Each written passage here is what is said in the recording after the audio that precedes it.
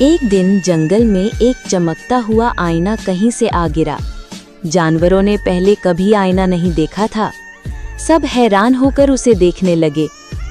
खरगोश आया, अपने अक्स को देखा और खुश होकर बोला, वाह, मैं तो सबसे खूबसूरत हूँ। कछुआ आहिस्ता आहिस्ता आया, खुद को देखा और खामोश हो गया। खरगोश ने मजाक उड़ाते हुए कहा, अरे कछुए, तुम्हें खुद को देखकर शर्म नहीं आती? देखो, मेरी चमकती आंखें, नर्म कान और तेज रफ्तार जिस्म। कछुआ मुस्कुराया और बोला, आईना सिर्फ शक्ल दिखाता है, असल खूबसूरती किरदार में होती है, और वो तुमने कभी देखा ही नहीं। कुछ दिन बाद जंगल में आग लग गई। सारे जानवर भागने लगे। खरगोश फौरन छलांगे लगाकर भाग गया, लेकिन कछुआ रुक गया। एक एक नन्हे जानवर को अपनी पीठ पर बिठाकर पानी के तालाब तक ले जाता रहा। जब आग बुझी, जानवरों ने कहा, आज हमें बचाने वाला हमारा खूबसूरत कछुआ है।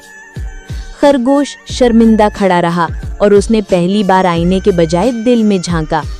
फिर कछुआ रोने लगा कि मैंने सब जानवरों को बचाया है, लेकिन किसी ने लाइक सब्सक्राइब नहीं किया।